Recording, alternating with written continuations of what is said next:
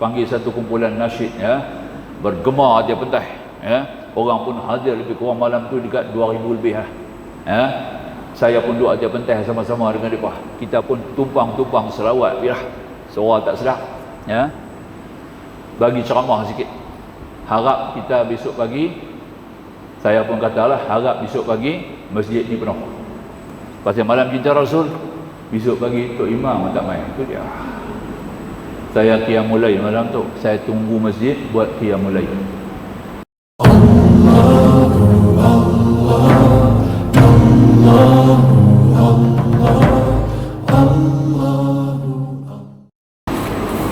Bismillahirrahmanirrahim.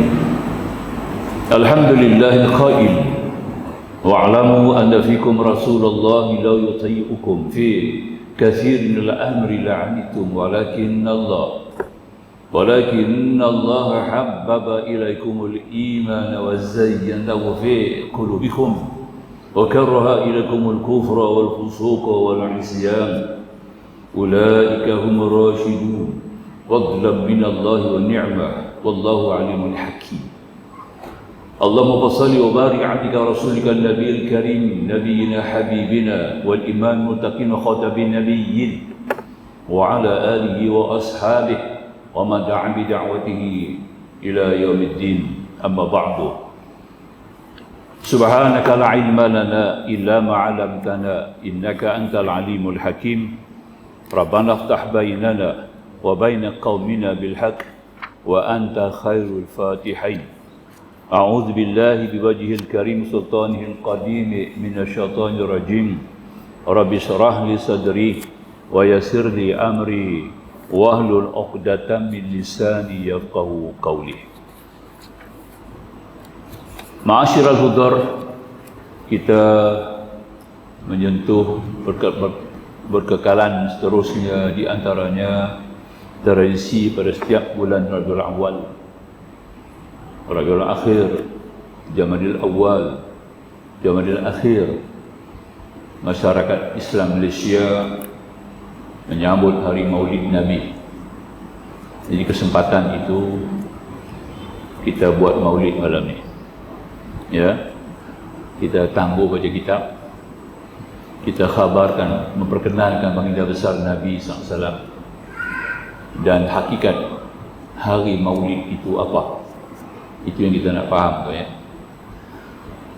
Sesungguhnya disebutkan bahawasanya baginda besar Nabi sallallahu alaihi wasallam ini, ya, adalah antara makhluk manusia yang paling agung dalam jagat raya seluruh 18,000 alam.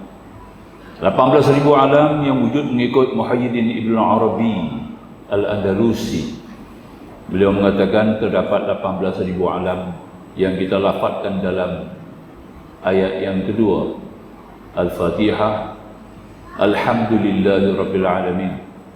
Mazhab Syafi'i, Bismillahirrahmanirrahim, itu satu ayat pertama. Alhamdulillahi Rabbil Alamin, ayat yang kedua. Mengikut Hanafi, Maliki dan Hanbali, Bismillah tak masuk dalam Fatihah. Diawali dengan Alhamdulillah, ayat yang pertama. Jadi maka itu kita sebut dalam, bila kita mengatakan Alhamdulillahirabbil alamin, artinya al-alamin plural, jamak, membawa arti kepada banyak alam. Maka itu di antara ulama yang menjelaskan terdapat 18,000 alam yang ditakdir langsung oleh Allah Subhanahu wa taala, dan dia adalah makhluk baru dicipta jadikan oleh Allah. Baginda Nabi telah dijalani pada malam Mi'raj, diperkenalkan seluruh 80 alam kepada baginda, kerana baginda telah ditabalkan Allah menjadi Rasul, Nabi yang terakhir, dan merupakan manusia yang paling agung dalam jagat raya ini. Mengikut Al-Imam Masjidil Haram, Imam Melayu Masjidil Haram. Imam Melayu Masjidil Haram ni ada empat orang. Lama dululah, 300 tahun dulu. Antaranya Syekh Umar Nawawi Al-Bantin, seorang ulama Bintan, asal Bintan, tapi lahir di Mekah, besar di Mekah, menuntut di Mekah, menjadi alim yang terbesar dan telah dipilih jadi imam di Haram. Yang kitab dia di tangan saya sekarang, Nuruz Zalam nama kitabnya. Dalam kitab itu menyebut, telah berkata demikian itu, katanya bahwasanya baginda Nabi SAW itu, فَأَفْضَلُهُمْ سَيِّدُنَا مُحَمَّدٌ صلى الله عليه وسلم فَيَلِهِ سَيِّدُنَا إِبْرَاهِيمَ فَيِّزُنَا مُوسَى فَسَيِّدُنَا عِيسَى فَسَيِّدُنَا نُوحٌ وَهُوَ اللَّائِهُمْ أُولُو الْعَزْمِ أَيِ الصَّبْرِ وَتَحَمُّلِ الْمَشَاقِ. Itu dia kata, teks dia, teks Arab ni, kitab dia.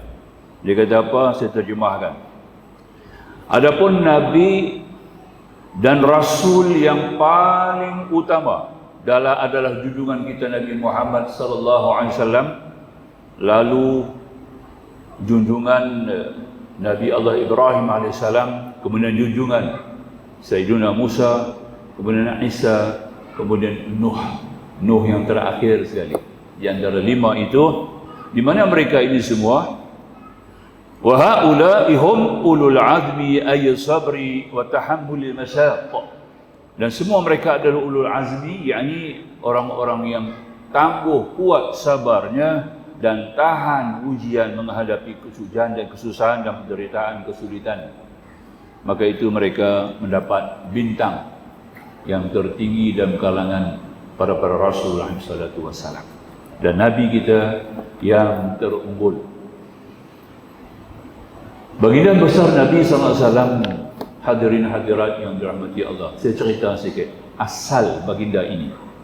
Ketika Allah menjadikan Nabi Allah Adam alaihissalam, Nabi Adam alaihissalam manusia pertama yang sempurna takwimnya.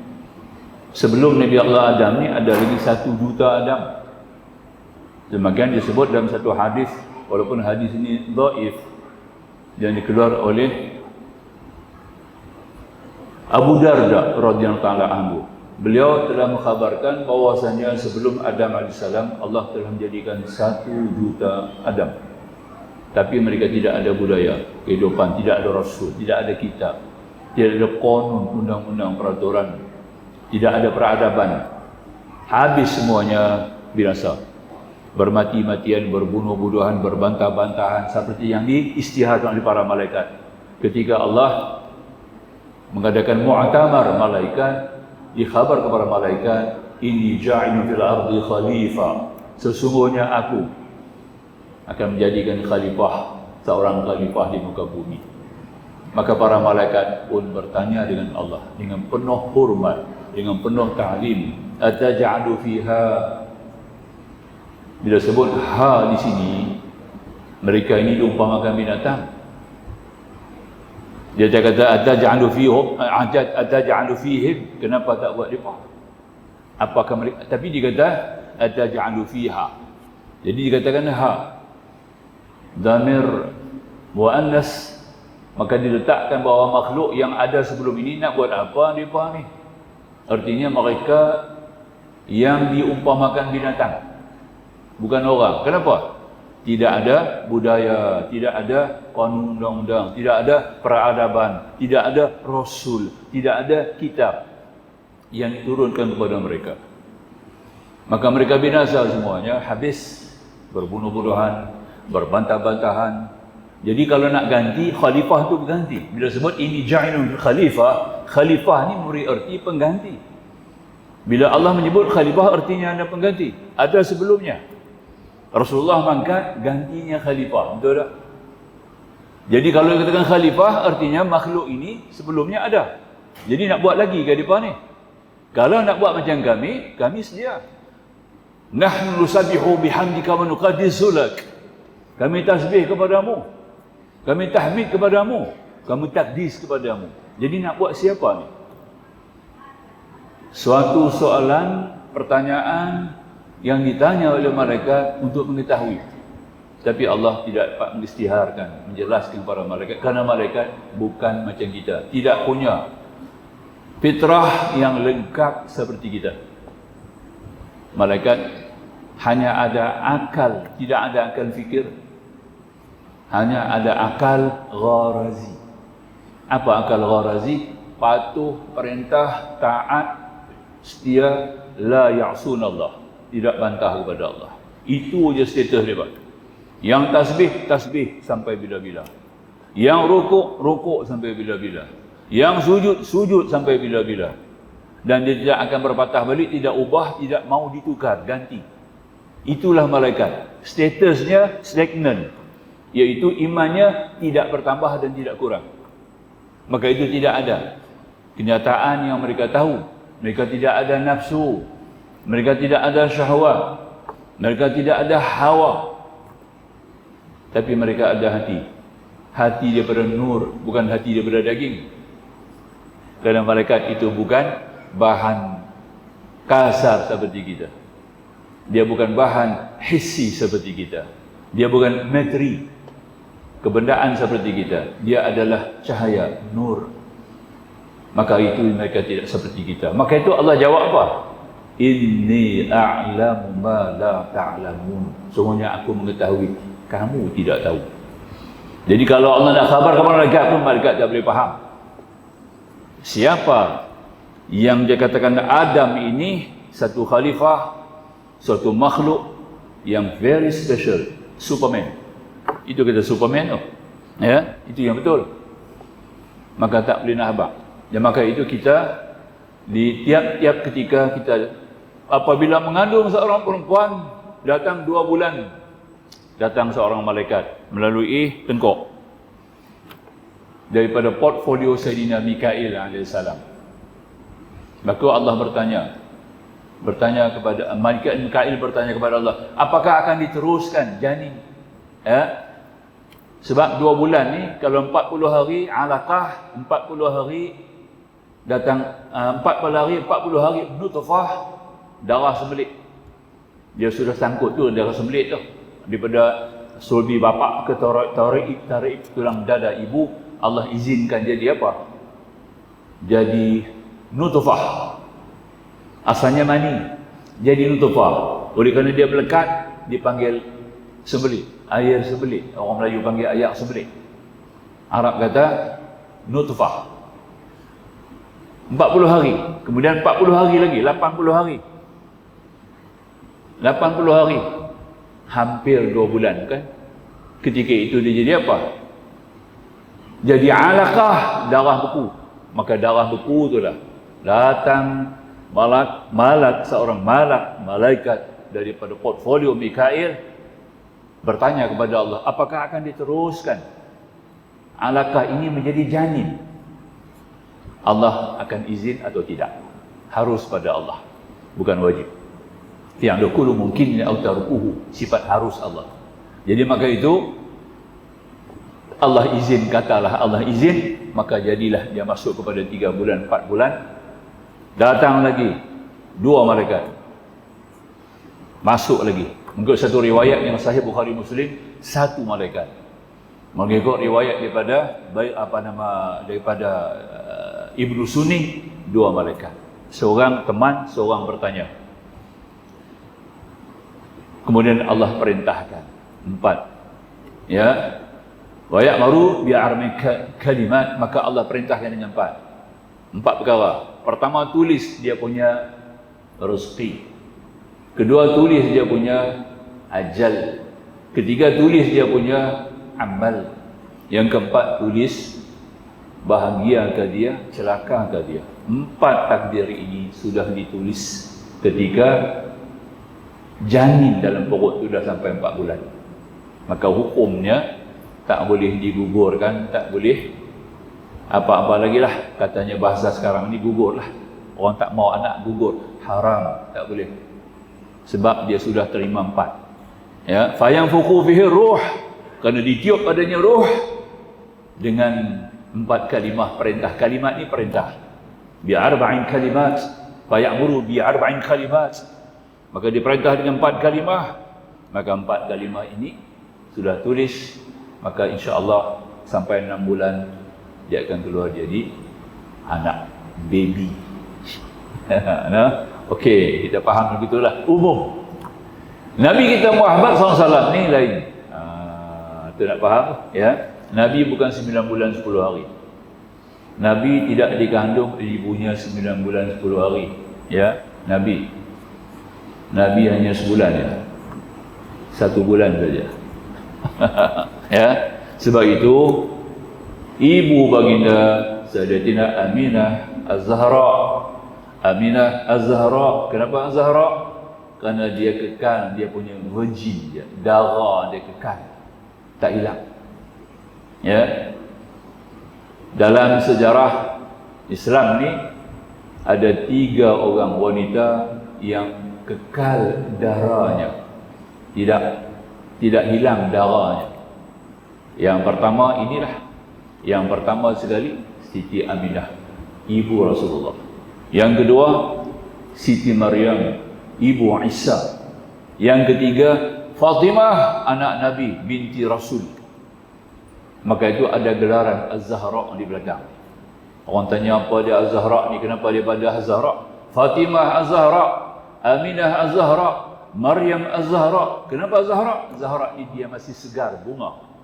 Masih segar bunga, belum disentuh kumbang. Faham ya? Tapi dia melahirkan anak. Isa melahirkan Maryam. Ya. Dalam satu hadis untuk ibu-ibu yang nak lahirkan anak. Ya. Hanna waladat Maryam wa Maryam waladat Isa. Ukhruj ayyuhal maulud. Bukan maulid ya. Maulud tu anak. Bi ma'rifatil ma'bud. Ini ibu-ibu patut baca lah. Bila nak lahirkan anak, dah sampai dah. Water bag dah belakang tu dah mula turun. Maknanya ayat ketuban dah mula melimpah keluar. Maka si ibu sudah faham dia akan lahirkan anak. Itu sebagai tanda. Maka ibu-ibu ni sunat bacalah. Ya. Hanna ibu Maryam, Hanna waladat Maryam, Hanna melahirkan Maryam. Wa Maryam waladat Isa. Dan Maryam melahirkan Isa. Ukhruj ayyuhal maulud, keluarlah wahai anak yang dilahirkan bi ma'rifatil ma'bud, dengan ma'rifah mengenal Allah, Tuhan yang disembah. Cantik. Awal-awal belum azan lagi, ibu dulu ya jadi sekolah yang pertama, madrasatul ula. Ibu jadi sekolah yang pertama. Dia sebut dulu anak dia bi ma'rifatil ma'bud. Kemudian baru datang ayah azan, baru belah mulut. Pasal dia tak tahu guna mulut tu, belah mulut. Budak-budak ni kita belah mulut dia pasal dia tak tahu belah mulut. Dia duduk dalam perut, makan melalui pusat, tak makan melalui mulut dia sil. Dia tak tahu guna mulut. Bila dia keluar, tak tahu nak cari puting ibu dia, faham? Dia tak tahu nak tak kenal mana puting. Dia tak tahu puting tu kena bawa di mulut. Sebab mulut dia rapat, dia tak pernah guna mulut. Budaya dia dalam perut melalui pusat, tadi pusat. Sebab tu bila dia lahir tanpa menyentuh apa-apa, belum masuk susu ibu, belum sentuh puting ibu, datanglah satu orang yang saleh. Pensilah ayah dia yang paling saleh. Mana orang yang paling saleh lagi? Si ayah tadi azan. Lepas azan qamat tambah. Qamat ni ulama suruh. Kemudian belah mulut. Ya, dengan manisan lebah dan sebagainya, ataupun dengan madu, ataupun dengan kurma. Yang paling baik sunnah Nabi kurma. Baru budak tu tahu buka mulut. Bukan dah beranak 1 minggu baru belah mulut. Dia kacau dia apa budak tu. Dia nak makan puting susu semua dah telan habis, dah duk belah mulut dia apa. Ini satu perkara yang banyak orang tak faham. Nampak tak? Ya. Budak dah 1 bulan beranak baru bermain. Ustaz tolong belah mulut, kena belah mulut hang dulu. Nampak tak? Lepas hang tak mengaji, hang tak reti. Nampak? Ya. Belah mulut ni bukan satu ibadat. Dia tidak masuk ibadat belah mulut ni. Dia macam khatan lah, khatan. Orang lelaki kena khatan kan? Sebab tu orang-orang kafir pun khatan juga. Orang-orang Kristian, Saint Marian, Hospital Saint Marian. Ya. Yang masuk lahir situ semua bukan orang Islam. Tapi doktor tanya dulu. Dia ada dalam surat. Nak khatan dah budak ni. Nampak? Khatan ni suatu unsur kesihatan. Dia bukan sunnah Nabi lah. Tapi Nabi yang perkenalkan dalam ajaran Islam, Nabi Isa perkenalkan dalam ajaran Nasara. Nabi Musa memperkenalkan dalam ajaran Taurat. Nampak tak? Nabi Daud memperkenalkan dalam ajaran Zabur. Ya. Jadi khatan ni untuk laki-laki wajib, untuk perempuan afdal. Perempuan tak khatan, tak apa. Perempuan ni afdal, aula. Laki-laki wajib sebab dia ada najis. Dia kena simpan najis. Kalau tak belah, tak buang dia simpan najis. Ya, dia nak sembahyang, tiap-tiap kali sembahyang nak kena orang utara kata loceh. Kena loceh dia. Loceh pula kena duk basuh pula. Ya. Maaf ya, basuh kepala zakarnya sebab takut ada najis air kencing bertakung. Itu tujuan khatan. Nampak tak? Dan memberi kesihatan kepada buah pinggang kita. Itu paling baik. Sebab kalau ada masalah kelamin laki-laki itu boleh bawa kepada akibatnya sakit buah pinggang. Tu orang tua kadang sakit pinggang. Masalah dia kerana ada melibatkan dengan alat kelamin. Ada penyakit-penyakit dia. Antaranya prostat. Orang lelaki punya. Itu Wallahualam. Itu macam tu jugalah. Jadi khatan ni pun bukan mestinya kena panggil Tok Mudin. Kita dulu panggil Tok Mudin lah. Tok Mudin ni orang yang menjelaskan agama. Itu namanya Mudin. Tok Mudin ni orang menjelaskan agama supaya dia bersih. Boleh sembahyang, boleh jadi jamaah, boleh pimpin dan boleh berada dalam saf bersama-sama dengan masyarakat Islam yang lain. Kerana tidak tanggung najis. Macam itulah belah mulut pun. Belah mulut ni bukan sunnah. Tak. Jangan salah faham pula ya. Jangan salah faham. Ya. Maka orang kita ni ada sunnah ni. Belah mulut. Ya. Tumbang sekok lembu. Kalau nak belah mulut, tumbang sekok lembu. Panggil habis satu karya. Tak apa cerdik. Jadi kita jangan buat benda. Kita kena kenal dulu. Jadi belah mulut ni, budak yang belum makan apa-apa. Belum kenal makanan melalui mulut. Baru kita belah mulut dia. Nampak tak? Itu adab yang dilakukan. Adab yang merujuk kepada kesihatan. Inilah spesialnya Nabi kita. Nampak tak? Spesial Nabi kita, Michael Ishaq meletakkan Nabi nombor 1. Sebab dia bawa unsur-unsur kesihatan yang banyak dalam ajaran Islam itu sendiri. Nampak tak? Ya, wallahu a'lam. Sambung. Nabi kita Muhammad SAW ini, tuan-tuan, ketika Allah jadikan Adam AS, kita balik kepada asal cerita. Jadi, maka Allah minta kepada Sayyidina Israel, malaikat yang keempat. Malaikat yang pertama sekali, chief malaikat, dia 4 malaikat ni. Ketua malaikat ada 4, bukan 1, 4. Ini mengikut kitab ni lah. Syekh imam kita, yang Imam A'zam ni. Ya. Malaikat yang pertama sekali adalah Israfil. Israfil itu sangkakala. Ketika Allah jadikan dia minta kekuatan 7 langit dan bumi. Kekuatan itu bagi kepada hamba ya Allah. Tuhan bagi kekuatan 7 langit. Sebab dia nak masuk 7 langit tu dalam trompet dia. Betul tak? Dia nak tiup sangkakala, benda tu kena masuk dalam trompet dia. Bayangkan trompet dia besar mana? Kalau langit bumi punya besar, trompet dia besar mana? Kita panggil seronai lah, saya kata trompet. Jangan marah pula no. Ustaz ni kata trompet pula. Orang faham trompet, dia kata seronai, orang tak faham. Seronai. Ya. Orang putih apa dia? Bugle. Orang putih kata, itu benar tepat sekali kan. Jadi kita sebut seronai. Ya. Sur, dia kata tadi ni. Seronai. Yang kedua, Mikail. Nombor 3 baru Jibril. Nombor 4 baru Israel. Ini bab kenal malaikat ni. Kita kena susun macam tu. Tempat-tempat ini adalah ketua malaikat, bukan Jibril. 4. Yang pertama Israfil, yang kedua Mikail, yang ketiga Jibril, yang keempat Azrail. Ini ilmu tuan-tuan. Ilmu akidah. Bab mengenal malaikat. Ya. Jadi bila Allah jadikan 4 malaikat ni, ya. Ketika Nabi Adam AS nak dijadikan oleh Allah, tanah tu disuruh ambil. 3 malaikat yang datang dulu, tanah tak izin. Israel pun tak izin. Tapi Israel kata, ini perintah Allah. Kamu izin, kamu tidak izin, aku akan ambil manusia. Nampak? Akan pilih, akan ambil juga daripada kamu tanah. Maka diambilnya 60 nauk. 60 nauk bahagian daripada dunia. Yang katakan tadi ini 60 bahagian diambil daripada Nusantara Melayu. Nusantara Melayu. Nampak? 60% tanah itu diambil daripada Nusantara Melayu. Sebab itu yang kita tadi ini, kekuatan Islam sekarang ini bergantung kepada masyarakat Nusantara yang Islam. Kitalah yang bertanggungjawab, tuan-tuan. Sampai sekarang masih kekal ajaran sunnah Nabi. Ya, institusi ulama masih kukuh di Nusantara Melayu. Di tempat Asia Tengah, Asia Barat dah tak ada. Sebab tu dia bahawa ini kucar kacir, banyak berlaku musibah. Nampak tak? Banyak dapat penentangan di Asia Tengah, Asia Barat, termasuk Saudi sekarang. Hijaz ya paling besar. Tapi Nusantara Melayu ni masih kukuh dengan Islam. Nampak tak? Rasulullah ada sebut, ya. Islam akan bergema dan bercahaya di Nusantara. Di Asia Tenggara ni Nabi kata. Di sebelah timur Nabi kata, lah Asia Barat, timur dia kata. Timur sini lah. Ya.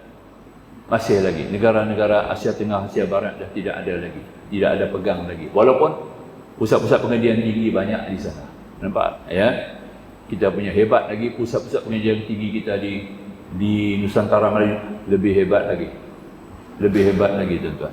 Ya. Sebab itu kita punya ulama-ulama terbilang Nusantara ini tanpa mengaji, tanpa belajar di Asia Tengah, Asia Barat.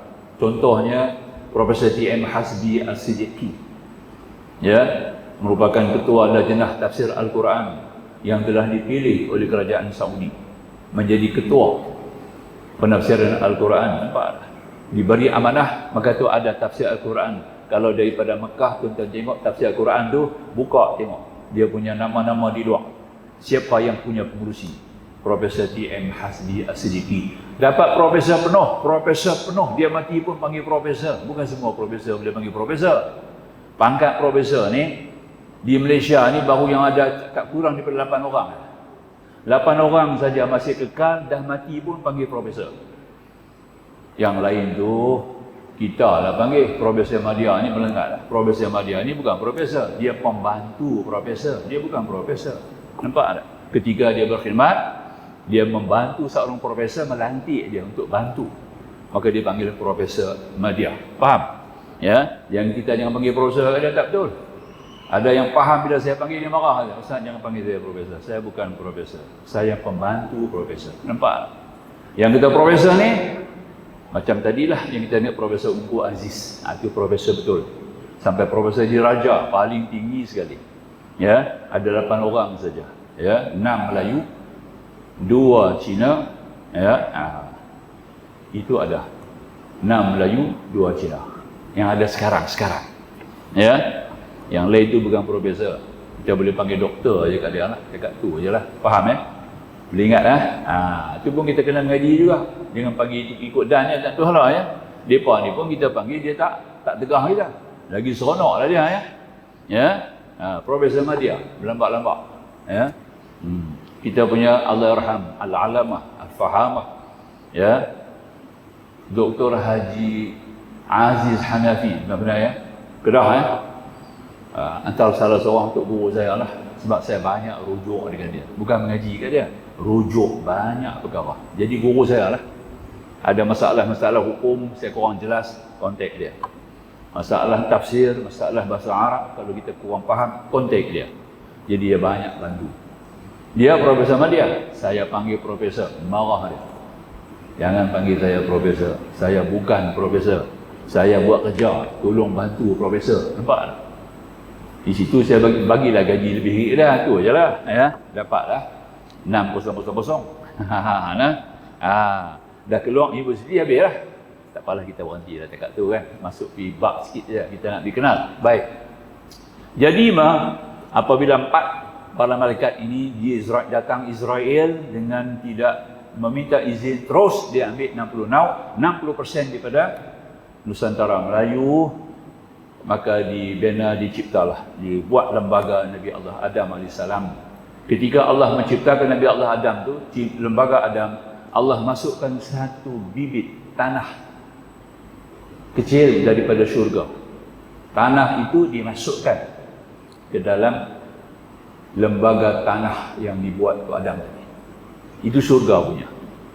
Ya. Kemudian dengan kerana tanah itulah Nabi Allah Adam kena turun ke bumi. Bukan pasal makan buah, jangan salah faham ya. Tapi sebab sabitnya makan buah lah. Nak jadi kes, nak jadikan kes. Ya. Seorang sahabat saya yang dulu datang kursus haji dengan saya 3 tahun, tak boleh pergi Mekah. Kelamatan Mekah, di rumah dia ada doktor seorang, Dr. Becklin. Dr. Becklin, belakang rumah. Cucuk, dadah. Kain pelikat pak pun dia jual, motor pak pun dia jual. Dia main kursus. Saya kata belum wajib lagi lah pada entah nak pergi Mekah ni, belum wajib lagi. Sebab entah ada tanggungjawab. Orang dia bagi masalah, anak dia bagi masalah. Nampak tak? Jadi nak bagi entah boleh pergi Mekah, entah boleh pergi Mekah, entah kena hantar anak ni pergi IPT. Buat PhD. Nampak tak? Ya? Di pusat Seranti. Jadi kes lah, kena jadi kes. Itu sebab tu. Jadi bila jadi kes, dia pun kena tangkap, masuk duduk dalam pusat Seranti 2 tahun, bapak dia boleh pergi Mekah. Inilah antaranya macam Tok Adam tadi lah. Tok Adam nak turun ni, sebab dia memang kena turun. Kerana dia kena bawa bibit yang Allah masukkan dalam lembaga dia, yang datang daripada syurga. Dia kena turun ke bumi. Dengan kerana bibit ini. Maka bibit ini turun bersama Adam AS. Ketika turun Nabi Allah Adam AS tadi ini, dia dibingkai dengan satu platform yang terbungkus indah daripada syurga, daripada tanah syurga sendiri. Kemudian dia akan turun. Dilepas turun dengan begitu laju.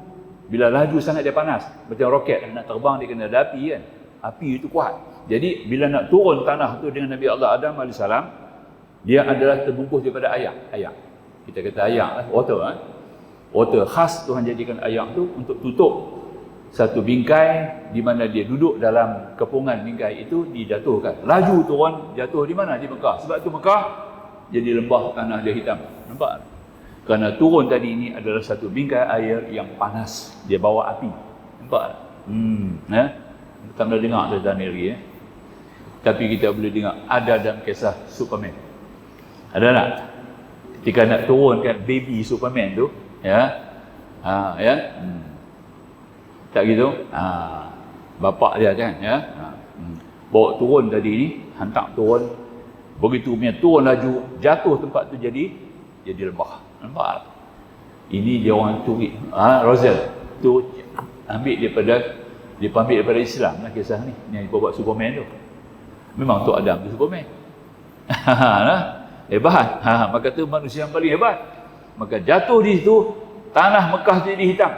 Sebab ditanggung oleh api yang dalam kepungan air yang turun daripada Tok Adam. Nabi Allah Adam dan Tok Hawa, Adam pun melantun jatuh ke Sri Lanka sekarang ini. Dan Ibu Hawa jatuh di Jeddah. Tak bersama. Dia orang berpisah selama 430 tahun. Baru berjumpa di Arafah, Allah perintah dia ambil haji. Jadi maknanya bila Adam turun tu dengan selamat, kenapa selamat sampai ke bumi? Kerana bawa bibit syurga yang ada dalam diri Adam. Kemudian bibit itu berpindah sampai ke Nabi Syekh AS, anak Adam yang satu, yang lain kembar, 20 kembar, satu ialah Syekh. Kemudian berpindah kepada sulbi Nabi Allah Nuh. Maka Allah jadikan Nuh tu berpindah, bawa pula masyarakat manusia. Bapa manusia lah dia ni. Bawa 80 orang. Dan bibit tanah syurga itu ada di sulbi Nabi Allah Nuh. Selamat bahtera itu boleh berlayar, terapung-apung di atas banjir selama 6 bulan. Kalau biasa memang tak selamat. Sebab banjir yang jadi Nabi Nuh tu bukan datang daripada langit. Bukan datang daripada hujan. Dia keluar daripada bumi. Air banjir itu keluar daripada bumi. Bila keluar daripada bumi, kapal yang berlayar semua boleh hanyut, boleh berlambung, boleh tenggelam. Nampak tak? Tapi kapal Nabi Nuh selamat. Kenapa selamat?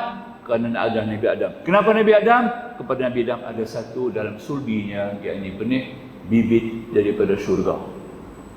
Faham? Kemudian berpindah kepada Nabi Ibrahim AS. Nabi Ibrahim pula Nabi Allah Ibrahim dilantang masuk ke dalam, dilontar dengan manjaniq oleh Namrud dalam api, tidak terbakar. Jadi tak terbakarnya Nabi Allah Nuh itu kerana ada bibit syurga pada sulbi Nabi Allah Ibrahim. Nabi Ibrahim berpindah sampai ke Nabi Musa. Dengan bibit itu Musa boleh menyeberang Laut Merah dengan 12 orang. Kemudian Nabi Adam setelah daripada situ pula berpindah lagi, tidak kepada Isa. Tang Isa dia berhenti. Dia sampai kepada Nabi Jarjis. Daripada Nabi Jarjis turun kepada Nabi Muhammad SAW, iaitu kepada nenek Nabi Muhammad, Adnan. Generasi yang ke-20. Kerana Nabi sendiri sebut daripada 20 sama tahun dengan sama ketika zaman dengan Nabi Allah Ismail alaihissalam. Itu Adnan. Daripada Adnan turun sampai kepada Qusay yang bina Kaabah. Bina Kaabah separuh. Yang separuh bulatannya ada Kaabah 4 segi, kemudian ada separuh bulatan. Itu adalah pekerjaan Qusay bin Kilab. Qusay pula bawa benih.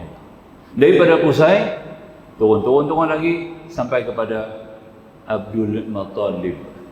Maka kata Abdul Muttalib, ada benih tu segak tampan, personality dia begitu tinggi sehingga menggerunkan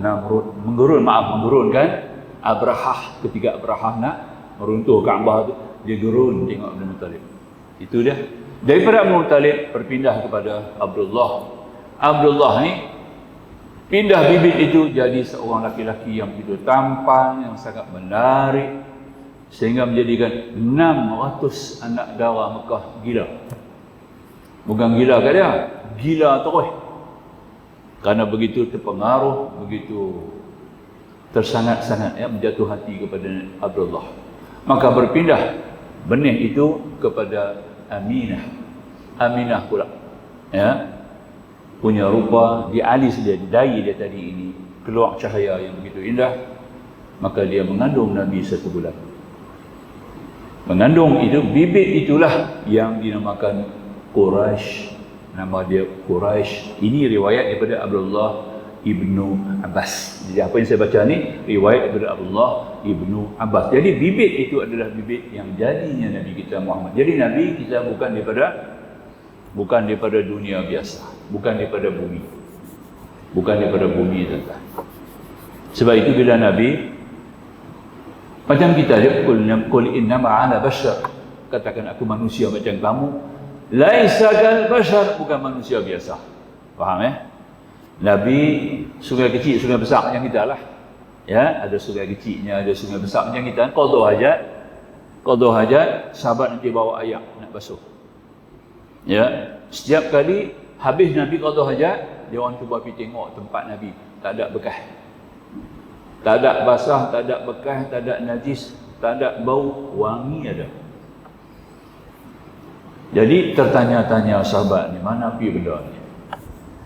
Kalau ada lubang ke dia tanam, kan macam kucing ada juga bekas, tapi tak ada bekas.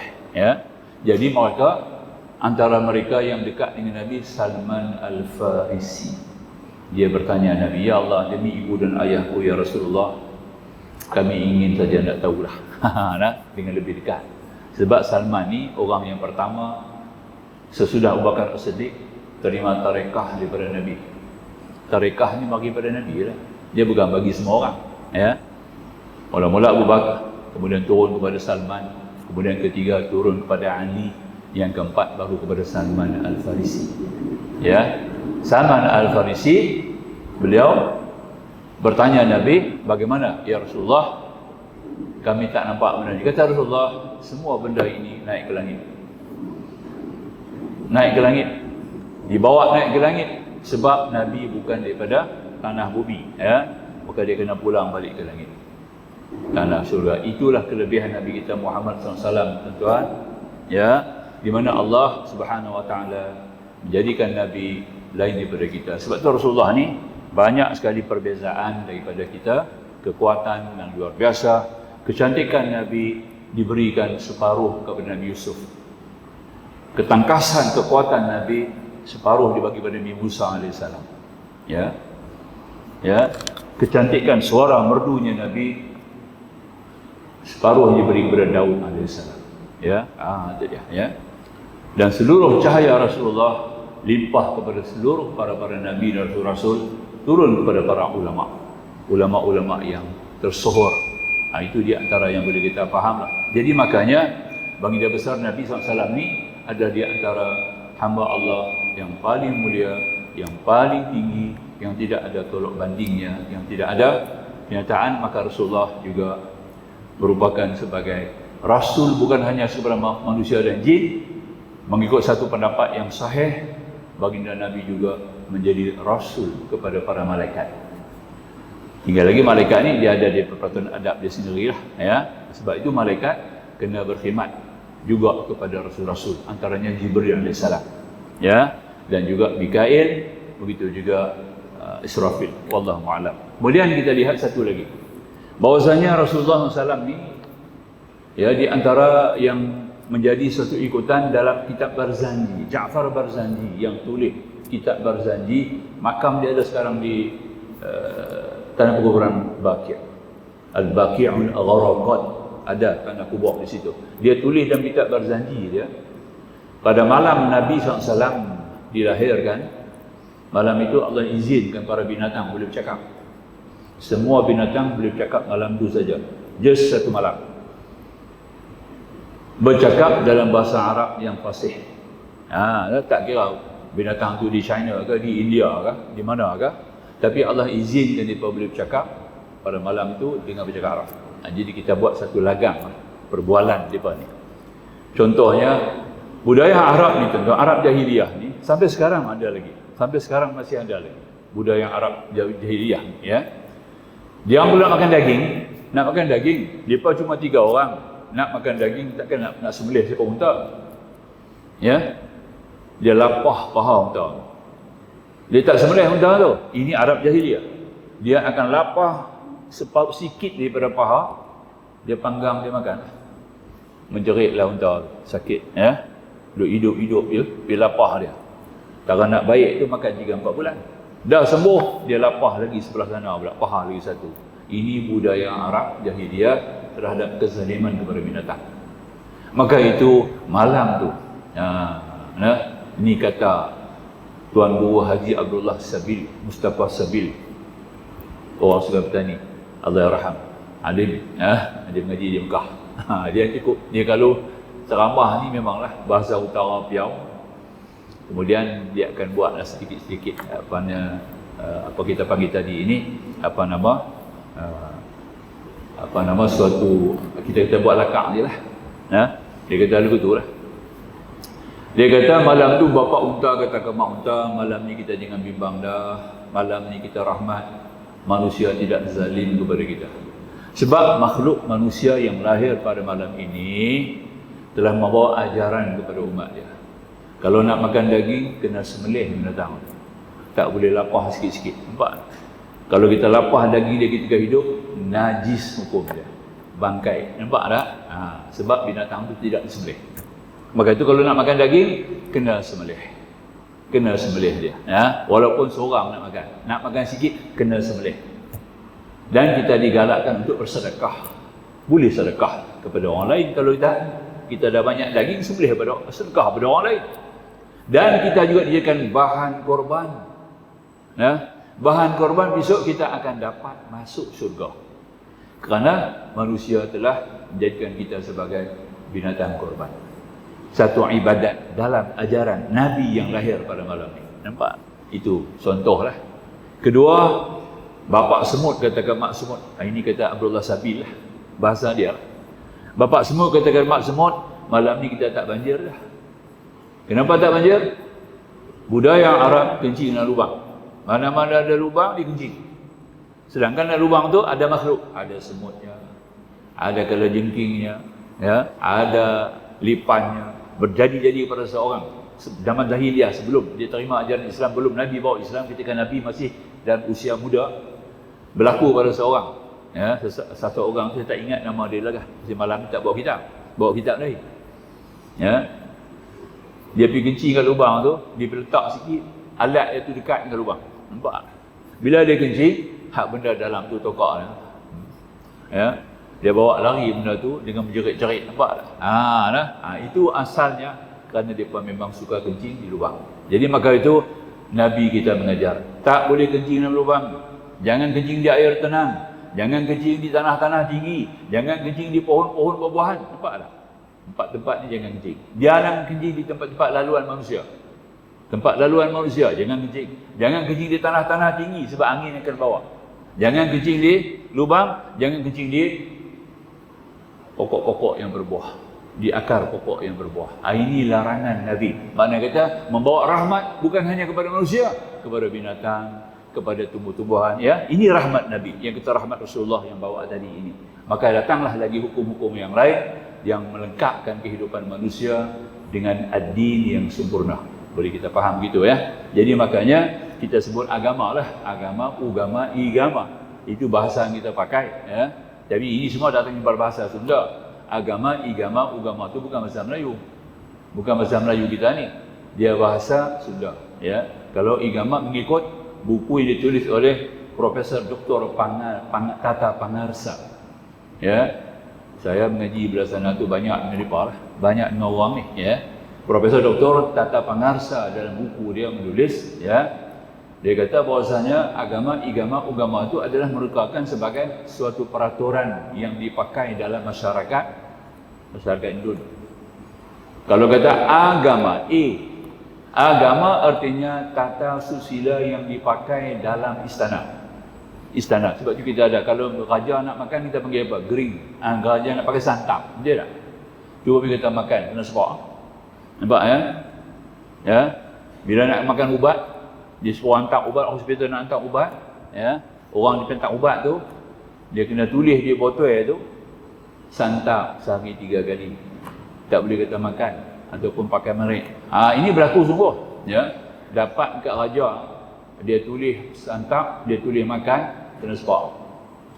Ya, dia kena sebab. Yang tulis orang lain, nampak, ya. Kena tulis apa? Santap.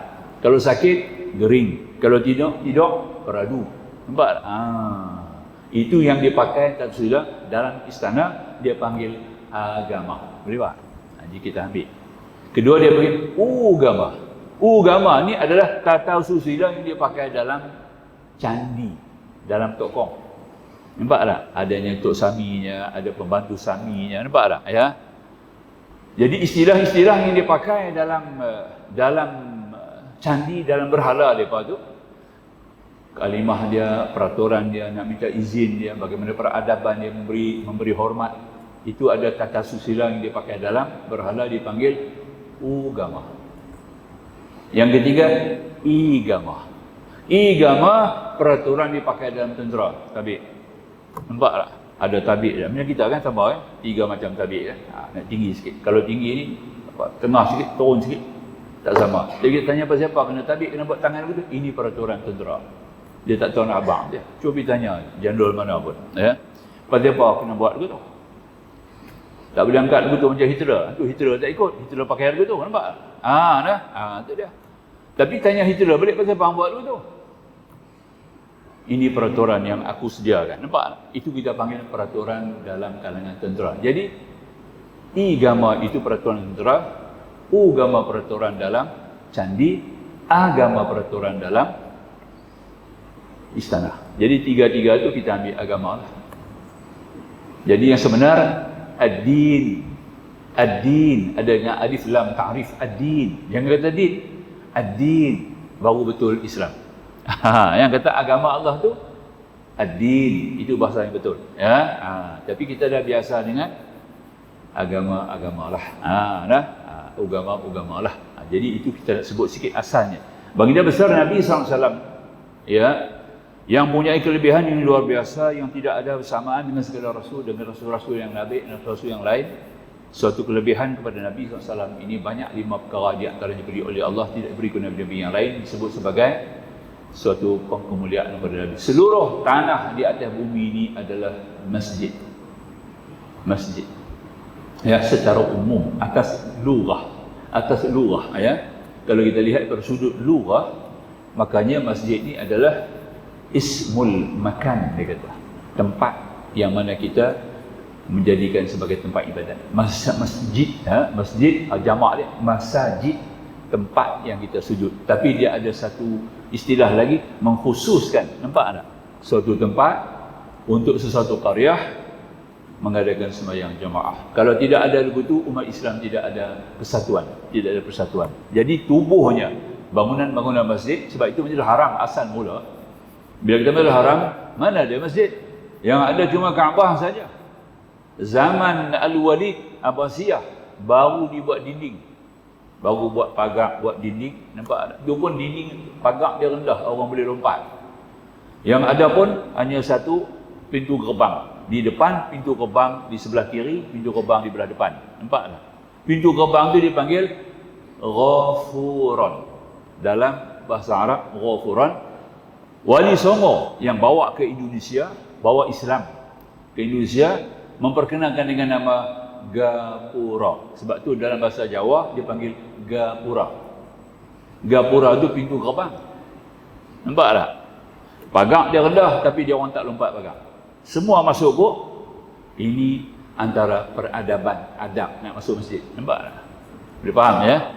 Itu dia panggil Gapura. Ya. Kemudian oleh kerana orang India, orang Hindu bukan India, Hinduism yang dianut oleh masyarakat Indonesia pada masa itu, ya, begitu gemar dengan batik, baju-baju batik sampai sekarang kan. Maka itu adanya corak batik yang bentuk burung, ada yang pakai baju batik burung. Kita pun dulu sejauh banyak pakai batik-batik yang cap burung, burung. Jadi dinamakan batik ini, corak dia panggil Kukila. K-U-K-I-L-A, Kukila, itu bahasa Jawa. Kukila ni maknanya baju batik. Jadi orang Islam di situ dibenarkan pakai baju batik. Sebab budaya Indonesia yang anut agama Hindu suka bunga. Jadi kita kena ikut. Kita nak seru dakwah, nak seru dia orang masuk ke Islam, kita kena raikan juga. Nampak tak budaya dia dan adat dia. Dia orang suka baju tu, tapi baju tu dinamakan Kukila. Asal bahasa Arab Kukila, jagalah mulut. Nampak tak? Cantik kan? Ini biasa dipakai, ya. Jadi itu sedikit di antara Wali Songo lah yang kita faham dia berbawa suatu unsur dakwah yang boleh menarik perhatian. Bunga-bunga, banyak bunga-bunga. Orang India kan banyak bunga-bunga, suka bunga-bungaan. Maka di seluruh masjid juga dibuat bunga-bunga. Nampak tak?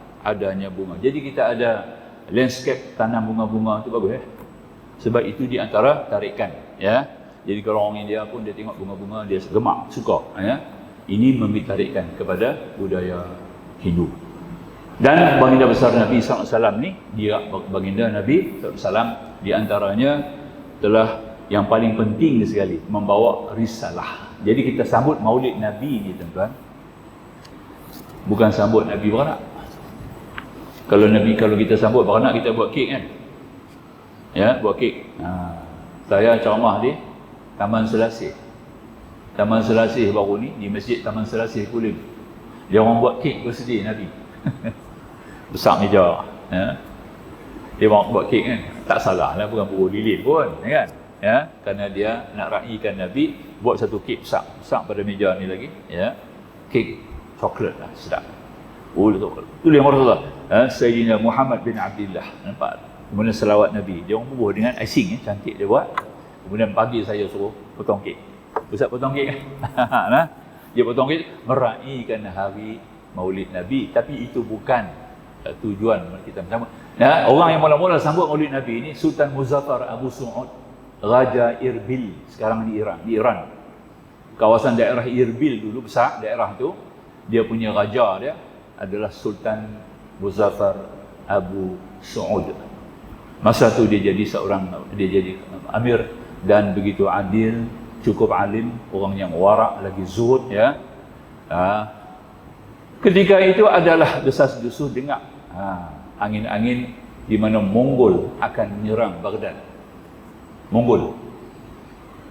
Maka dia jadi bimbang, kenapa tiba-tiba datang ancaman yang begini? Mesti ada yang tak kena dalam daerah Islam, betul tak?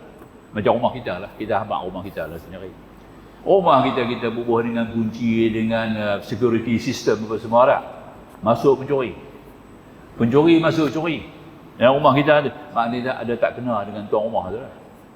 Kalau tuan rumah tu soleh, ya, tuan rumah tu soleh, ya, rumah dia insya-Allah tak masuk mencuri. Zaman Rasulullah, para sahabat, dia bukan ada pintu macam kita, pintu mai kedua, bukan ada pintu sorong. Rumah dia tak ada pintu, semua pakai tirai. Semua pakai tirai, ya. Rumah Rasulullah pun pakai tirai. Tak ada pintu, tapi tak masuk. Kalau jengking tak masuk, lipan tak masuk, tikus tak masuk. Kenapa? Penghuninya soleh. Kita jangan kata rumah, masjid kita pun orang masuk mencuri. Betul? Makna kata, tak maaf lah nak. Jamaah kita tadi ni belum lagi sampai kepada makam soleh, belum sampai. Banyak perkara yang tak kena. Nampak tak ya? Yang berjalan dalam masjid kita, maka berlakulah pencurian, dibawa lari tabung apa semua tak ya? Curi kipas angin, curi apa semua. Ini kita kena faham. Itu di antara sebabnya Sultan Besar Babur Syuruk jadi bimbang. Ada yang tak kena di kalangan kita ni lah. Di masyarakat Islam, di dunia Islam, di empire Islam. Kerana maka itulah ada ancaman daripada Mongol. Maka itu kita kena peringatkan balik masyarakat Islam seluruh dunia supaya kembali kepada ajaran Nabi. Nampak? Jadi bila sambut Maulid Nabi, sambut semula risalah Nabi. Itu maksudnya. Sambut Maulid Nabi, sambut semula ajaran sunnah baginda besar Nabi. Itu artinya. Ya.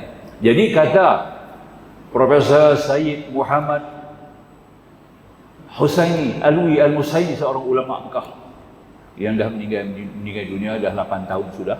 Dia meninggal bulan Ramadan. Saya sempat ikut kuliah dia 6 kali, 6 tahun kita bertugas sebagai guru agama di Mekah. Ya, saya sempat ikut kuliah dia 6 kali. Sekali kuliah 5,000 orang ngaji. Sekali kuliah 5 orang ngaji. Dan dia pula sedekah kitab-kitab yang dia karang sendiri. Dia bawa kitab satu kontainer. Sedekah. Siapa nak? Saya pun dapat 18 kitab dari rumah kitab dia. Ya. Saya Profesor Said Muhammad Al-Maliki Al-Husaini. Dia kata apa? Sambutan Maulid Nabi ini adalah suatu yang disyariatkan, bukan bid'ah. Yang bid'ah tu apa? Bid'ah tu kita hanya sambut Maulid Nabi, kemudian kita tak bawa ajaran Nabi. Itulah bid'ah. Nampak? Yang kata bid'ah tu sambut Malam Cinta Rasul. Saya pernah hadir satu majlis Malam Cinta Rasul. Panggil satu kumpulan nasyid, ya. Bergema dia pentas, ya. Orang pun hadir lebih kurang malam tu dekat 2,000 lebih, ya. Saya pun duduk dia pentas sama-sama dengan mereka. Kita pun tumpang selawat, biar suara tak sedap, ya. Bagi ceramah sikit. Harap kita besok pagi, saya pun katalah harap besok pagi masjid ni penuh. Pasal Malam Cinta Rasul, besok pagi Tok Imam tak main. Itu dia. Saya qiyamul lail malam tu. Saya tunggu masjid buat qiyamul lail. Sampai sembahyang subuh, ya. Orang tu juga yang mari. Sebelum Cinta Rasul, selepas Cinta Rasul, orang tu jugalah yang datang. Nampak tak? Tok Imam dah budaya dia lah. Dia teringat nak main, dia main. Tak teringat, dia tak main. Nampak? Macam mana kita inilah bid'ah. Faham tak? Bukan bid'ah Maulid Nabi itu. Bid'ah kita menerimai, ya. Mengimbau kembali kepada ajaran Rasulullah. Itu kita tidak amalkan. Jadi kena amal hari-hari sunnah Nabi itu sepanjang hayat. Baru tidak jadi bid'ah. Nampak? Kalau hanya sambut satu-satu ketika, satu hari ketika saja, bubuh banner besar-besar, kemudian kita tidak memperpanjangkan, ya, sunnah Rasulullah di kalangan masyarakat Islam, tidak meneruskan dakwah Islam, ya, tidak perkemaskan dengan ilmu-ilmu Islam, ini bukan maulid. Sama lah kita sambut hari beranak lain, sama lagu hari beranak yang disambut oleh Abu Lahab. Tapi Abu Lahab tak sambut lah Maulid Nabi, jangan jadi dalil tu pula. Abu Lahab pada malam lahir Nabi itu, dia begitu gembira, anak saudara dia buat kenduri. Abu Lahab buat kenduri, ya. Katanya dia korban tak kurang daripada 40 ekor unta. 40 ekor unta Abu Lahab sembelih. Malam tu suruh orang sembelih lah, buat kenduri besar-besaran pasal menyambut cucu dia. Kemudian dia punya jariah tadi minta izin kepada dia nak menyusukan Nabi. Maka dia izin, pergi susu. Balik jariah tu, aku merdekakan kamu. Itu dia. Sebab kamu meraihkan cucu aku. Inilah sambutan Abu Lahab. Jadi kalau kita hanya sambut sekali dua, kemudian tak teruskan ajaran Nabi, Sama juga lahabism. Boleh faham ya? Kita ni adalah lahabism. Lahabismah. Itu kena faham tu. Jadi pendek kata, sambutan Nabi ni kena tiap-tiap kuliah, majlis ilmu, majlis Rasulullah mesti penuh. Mesti hadir. Baru betul maulid Nabi. Ya. Ni majlis ilmu tak hadir. Ya. Macam mana kita nak muliakan maulid Nabi? Ini kita nampak bezanya maulid Nabi dengan maulid biasa orang biasa. Ini dia. Maka Sultan Muzaffar Abu Su'ud, kita nak akhirkan sedikit di sini. Dia mula mengerah, sekarang kita kena panggil ulama-ulama kita bangun untuk berceramah, berdakwah, menyuruh kepada semua bahagian dunia ini supaya kembali kepada ajaran Muhammad Nabi kita Muhammad SAW. Kemudian dibaca cadang, bila nak mula? Itulah. Bila nak mula? Kita nak panggil ulama berceramah ni. Bila kita nak mula? Pilih satu hari. Ada yang cadang bulan hijrah. Hijrah Nabi yang pertama, 1 Muharram. Ada yang cadang 17 Ramadan. Ada yang cadang hari raya puasa. Ada yang cadang hari nisfu Sya'ban. Dan kebanyakan yang cadang, kita cadang hari Maulid Nabi. Maulid Nabi, tarikh Maulid Nabi itu pun 12 Rabiul Awal itu pun tidak sahih mengikut kajian daripada para ulama tarikh. Ya. Kerana 12 itu adalah yang tercatat dalam tarikh Ibnu Ishaq. Ibnu Ishaq ni adalah orang yang pertama menulis tentang sirah Nabi. Dialah mula-mula menulis sirah Nabi. Daripada dia turun kepada muridnya Ibnu Hisham. Ya. Jadi Ibnu Ishaq ini sebenarnya Syiah. Dia bukan Sunnah wal Jamaah, dia Syiah. Syiah. Pure Syiah. Dia dalam Syiah ni 12 tu nombor idola lah. Nombor favorite dia pun 12. Imam 12. Nampak tak? Ya. Bulan 12 dia pun punya lah tu. Nampak? Syiah punya lah tu. Syiah begitu. Jadi bila lahir Nabi ni, dia bubuh Nabi beranak pada 12. Tapi mengikut ulama-ulama tarikh yang sahih, Nabi lahir pada 8 Rabiul Awal. Hari Isnin betul. Hari Isnin betul. Tarikhnya saja berlaku pada 8 Rabiul Awal, bukan 12. Tapi tak apalah, tak kira dengan tu 8 ke 12 ya. Yang perlunya kita habang tadi lah. Maka bermulalah sambutan ceramah, berdakwah oleh para ulama yang dipilih oleh Abu Muhammad kepada Sultan Muzaffar Abu Su'ud, menyampaikan ceramah-ceramah, diadakan makan kenduri dan bagai-bagai. CPO Mesir pula ya. Beliau telah mengadakan satu kenduri besar-besaran ya pada hari Maulid Nabi dengan dikeluar belanja 30,000 piring halwa. Bukan nasi minyak, halwa. Halwa miskah. Kita panggil halwa maskat. Halwa maskat lah, ni payah dapat lah. Tak ada orang dapat lah. Halwa miskah. Dia macam cermin. Macam kristal. Merah, kuning, biru, hijau, manis. Itu yang dibuat oleh CPO Mesir pada hari Rasulullah dilahirkan. Sambutan itu di antara mula-mula sampailah sekarang kita sambut 12 Rabiul Awal. Jadi ingatlah seperti yang kita sebut tadi, kita nak akhir ini bahawasanya sambut Maulid ini bukan hanya pada tarikh Nabi sambut saja, tapi artinya kita mesti perpanjangkan dengan menyambut seruan, ajaran, sunnah, risalah Nabi kita Muhammad sallallahu alaihi wasallam. Baru benar kita sambut Maulid. Sebab tidak pernah jadi sambut Maulid orang yang dah meninggal. Mana ada kita sambut Maulid orang, sambut hari beranak orang meninggal? Ada? Tak ada. Ya. Gagah-gagah Isa ibnu Maryam tu pun tak betul. 25 Oktober. 25 Oktober ni hari raya. Hari beranak Tuhan pagan matahari yang dianut oleh masyarakat Byzantium, Jerman sekarang. Mereka yang sambut 25. Cuba tanya betul-betul dekat orang Kristian. Mana ada satu bukti yang mengatakan Nabi Isa lahir 25? Tak ada. Sebab ketika dakwah missionary Kristian ni sampai kepada Jerman masa tu Byzantium, Raja Byzantium ni sembah matahari. Ya, itu panggil paganism. Agama pagan sembah matahari. Ya. Jadi dia kata boleh. aku boleh terima ajaran Islam, tapi kamu juga kena terima lambang kami, lambang matahari. Sebab tu dia punya cross, kita tak tengok tak apa lah. Cross dia ni ada tengah kan, cross tu tang bahagi 4 tu ada bulat. Nampak? Bulat tu adalah tanda matahari yang dianut oleh masyarakat Byzantium di atas arahan raja dia, ya, Raja Byzantium tadi, maknanya masukkan matahari dalam cross. Jadi agama mereka itu, maka dianutlah dibuh tarikh, hampa kena terima tarikh Isa lahir pada 25 Disember. Sebenarnya pada 6 Februari. Itu yang dikaji oleh para ulama tarikh. Jadi dekat itulah insya-Allah tuan-tuan dan puan-puan, banyak lagi kita nak cerita, belum cerita lagi adab-adab Rasulullah yang dibawa kepada kita ni banyak ya. Kita pun ada kesulitan masa, kebetulan kita ada jenazah pada malam ni. Jadi kita takhir dulu. Saya dengan hormat menyebut Ustaz Nizam untuk mengepalai lah ya salawat Nabi kita insya-Allah. Silakan Ustaz. Tafadhal.